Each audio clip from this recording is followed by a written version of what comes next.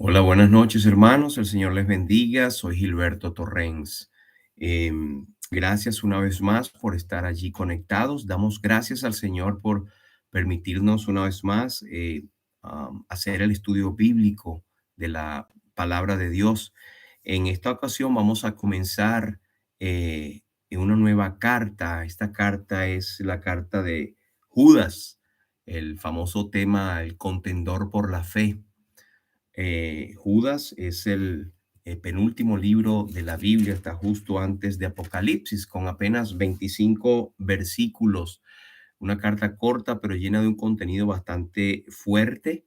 Acabamos de estudiar la carta a Filemón, que era un contenido de amor y de mucho tema doctrinal también práctico, pero prácticamente no es ni de profecía, aunque habla de temas que proféticamente iban a suceder y estaban sucediendo en esa iglesia.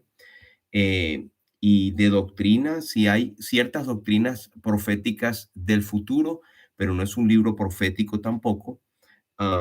Obviamente, profecía, en palabras del Nuevo Testamento, un profeta es aquel que porta la palabra de Dios. No necesariamente tiene que ser dirigido al futuro, pero cuando me refería a parte profética es la palabra de Dios y referida al futuro también. Pero eh, quiero leer algunos versículos antes. Esta intervención de esta noche va a ser referida a más que todo la introducción, la parte histórica. Bueno, Judas, como ya dije, el penúltimo libro de la Biblia, muy corto, 25 versículos. La fecha aproximada, según algunos dicen, está entre el año 68 al 70 después de Cristo. Algunos lo omiten ya que ah, en el año 70 fue, según Josefo y la historia, la destrucción de Jerusalén. Y no sería, sería muy extraño que no se mencionara en esta carta un hecho tan tremendo como fue la destrucción de Jerusalén. Por eso tienen que ser unos años anteriores, pero no, no más del año 69 tal vez, después de Cristo. Eh, bueno, fue escrita por Judas. Vamos a ver en detalles cuál Judas es, ya que en el Nuevo Testamento hay 6 o 7 Judas. Vamos a ver qué Judas fue el que escribió esta carta, qué significa el nombre de Judas. También cuál fue el tema. Bueno, el tema principal es el tema de la apostasía. El mensaje es uno de los mensajes más severos, más fuertes de exhortación que encontramos en el Nuevo Testamento, y fue motivado precisamente por la apostasía que estaba empezando a entrar en la iglesia primitiva. Si eso fue en el inicio de la iglesia, en el primer siglo, imagínense ahora, en estos tiempos, cómo está la apostasía. Era tan amenazador en aquel tiempo que el Espíritu Santo forzó, instó, movió, inspiró a Judas a escribir eh, esta carta de dura advertencia. Y más que una estrategia en contra de la apostasía, es simplemente plantear cuál será el fin de aquellos apóstatas. Y vamos a tener chance también de describir qué son apóstatas, ya que hay confusión entre esos conceptos. Am, bueno, Judas exhorta principalmente, si es que se quiere llamar el argumento principal, es que los creyentes verdaderos puedan contender, puedan agarrar fuertemente la fe que había sido dada o que ha sido dada una vez a todos los santos. Em, bueno, en el versículo 1 dice: Judas, siervo de Jesucristo y hermano de Jacobo, a los llamados, santificados en Dios Padre y guardados en Jesucristo. Y llama la atención que él usa esta palabra, y guardados, llamados, santificados, porque él está identificando a los verdaderos creyentes en Cristo antes de entrar en el tema de los apóstatas o de la apostasía. Y más lo que le movió a él en corazón de escribir esta carta, según pensamos, es que habían entrado no escandalosamente, sino sigilosamente, encubiertamente falsos maestros herejes que habían entrado para destruir a la iglesia. Y este es el modus operandi del enemigo a través de toda la historia. Por eso el apóstol Pablo dice, no ignoramos las maquinaciones del enemigo, es decir, que él viene trabajando de una forma sistemática y esta es la forma como él entra como una serpiente, entra encubiertamente. En el versículo 4 dice, porque algunos hombres han entrado encubiertamente, los que desde antes habían sido destinados para esta condenación, hombres impíos que convierten en libertinaje la gracia de nuestro Dios y niegan a Dios, el único soberano, y a nuestro Señor Jesucristo. Pero el tema es que entran encubiertamente. Por eso es que es más difícil identificarlos y no es que tenemos que pararnos en la puerta de la iglesia y usted es un hereje fuera, sino que es el mismo Espíritu Santo y estar centrado en la verdad la que va a hacer que estos hombres se descubran y salgan. Y ellos en la carta de Juan, Juan dice, bueno, ellos salieron porque no pertenecían a nosotros. Así que hay un momento que el Espíritu Santo los va a descubrir. Lamentablemente hacen daño en las iglesias, pero ese es su modus operandi. Llegan encubiertamente, entran por debajo y van haciendo el daño. Bueno, hay mucha tela que cortar acá, como también está el tema de que Judas tiene muchos versículos paralelos con Pedro y algunos comentaristas hablan de quién fue primero, o fue Pedro o fue Judas.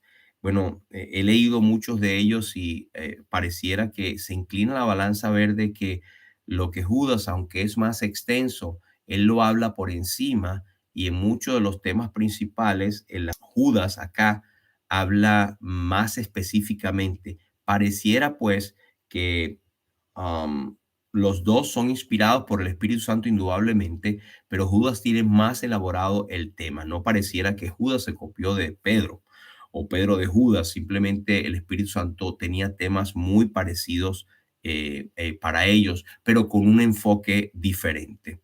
Así que hay bastante cosa que ver acá.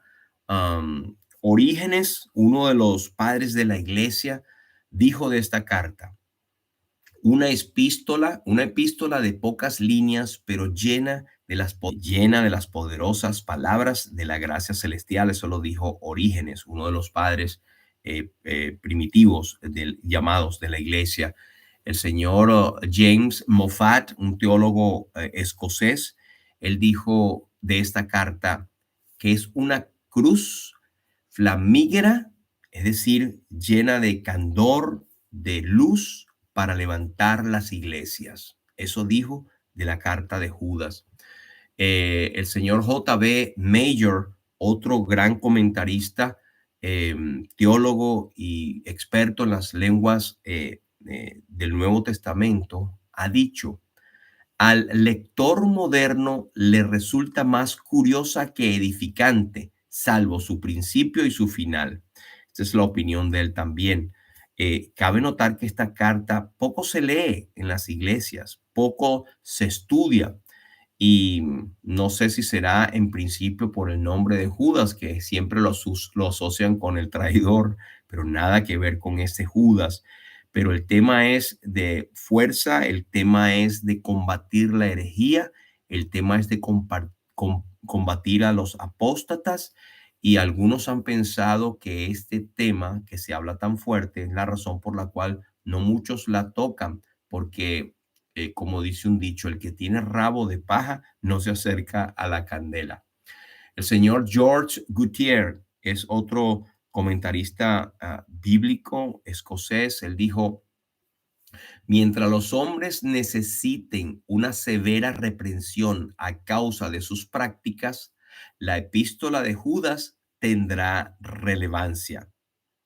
Su olvido es más una evidencia de la superficialidad de la generación que la desatiende que de la falta de relevancia de su ardiente mensaje. Eso lo dijo el señor George Gutierrez.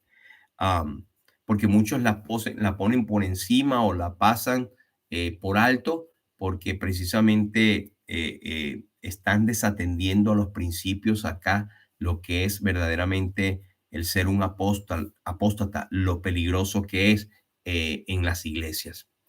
Bueno, así como Lucas comienza la historia del cristianismo con hechos de los apóstoles, ¿verdad? El médico amado. Judas es escogido para escribir el penúltimo libro del Nuevo Testamento, que ha sido apropiadamente llamado los hechos de los apóstatas. Y es que esta carta habla de la historia en el sentido que tiene que ver con una situación literal e histórica que vivía Judas en aquel entonces.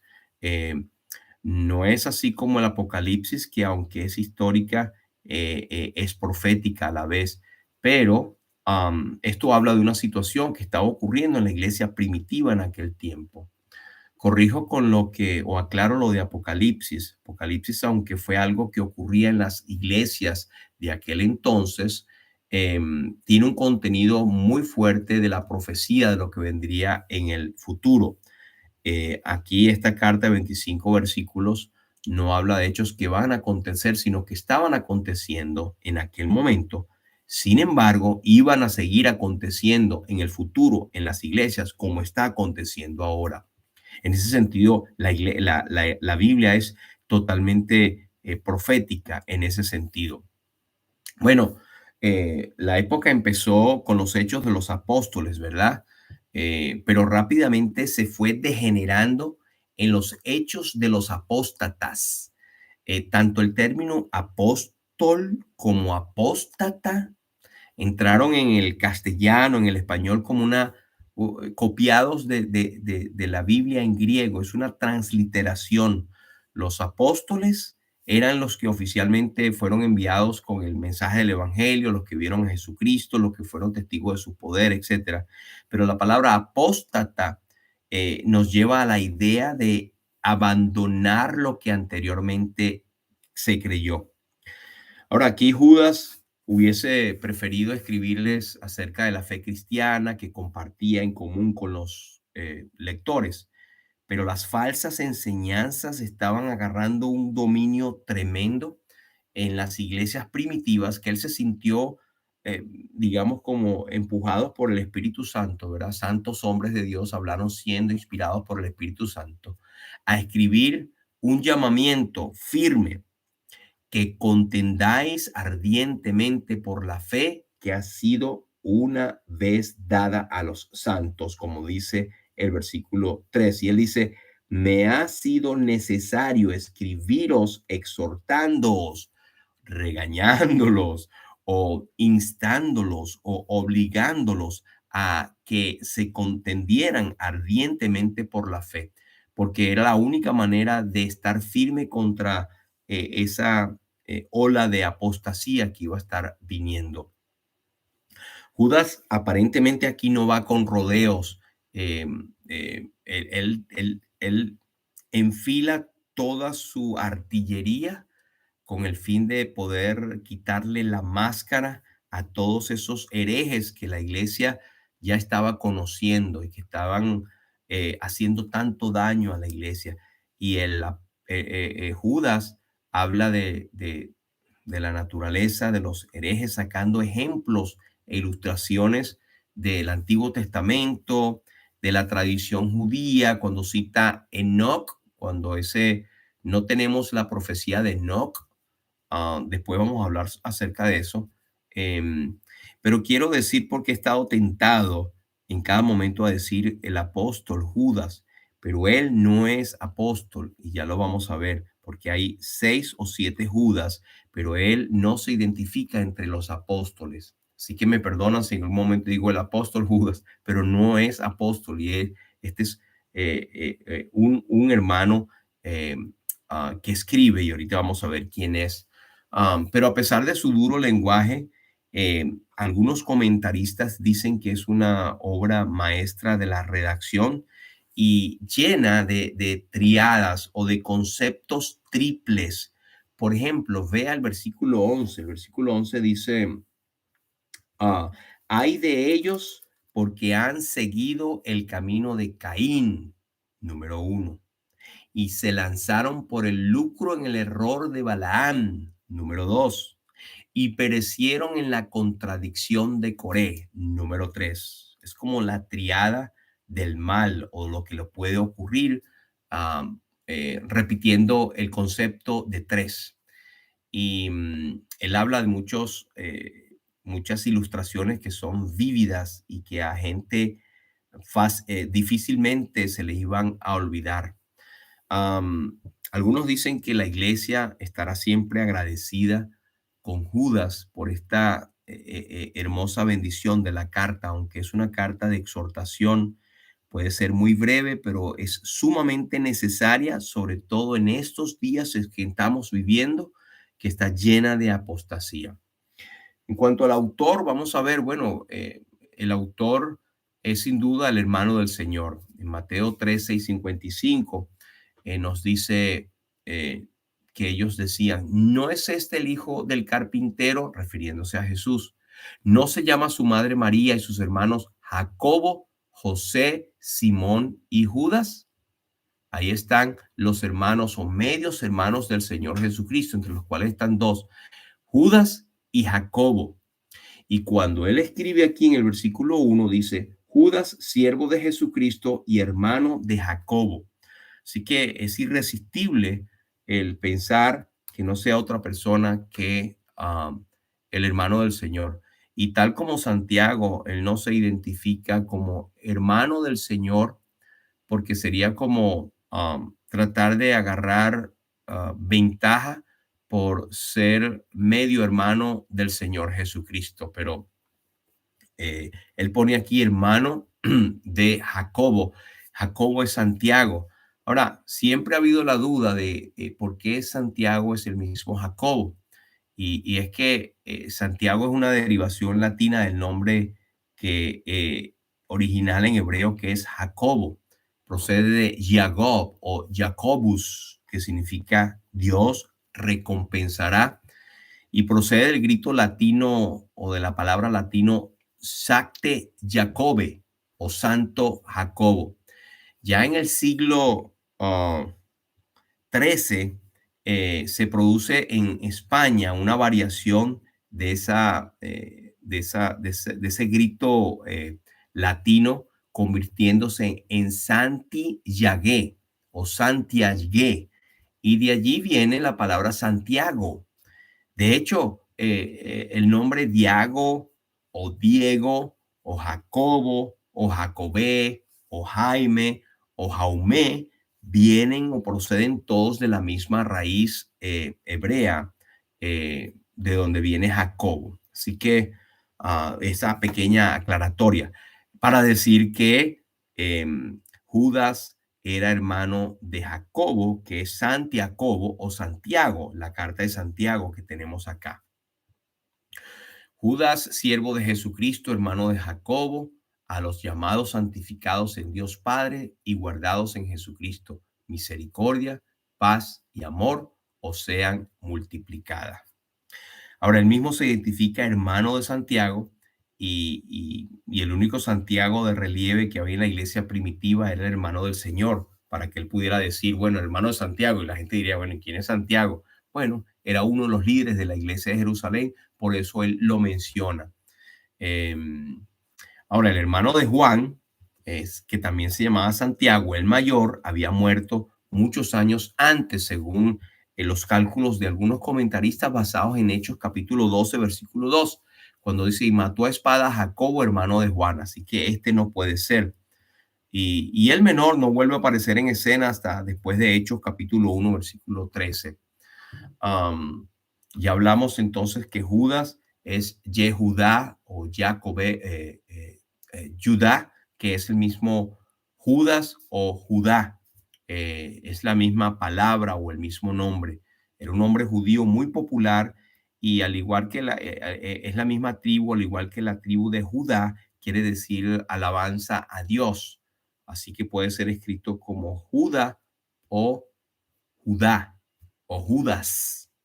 Am, Sabemos que no era el Iscariote, por supuesto, porque ya lo explicamos, am, y que él no era apóstol. ¿Y por qué no era apóstol el que escribió esta carta? Porque en el versículo 17 se nos dice: pero vosotros, amados, tened memoria de las palabras que fueron antes dichas por los apóstoles de nuestro Señor Jesucristo. Él se toma división, se excluye de los apóstoles. Obviamente, entonces él no era un apóstol, y que da más fuerza a que era el hermano del Señor. También había otro Judas por ahí, que era un Judas, hermano guía, enviado a Antioquía con Pablo, Bernabé y Silas. Usted lo puede ver en Hechos capítulo 15, versículo 22, que dice: entonces pareció bien a los apóstoles y a los ancianos con toda la iglesia elegir de entre ellos varones y enviarlos a Antioquía con Pablo y Bernabé,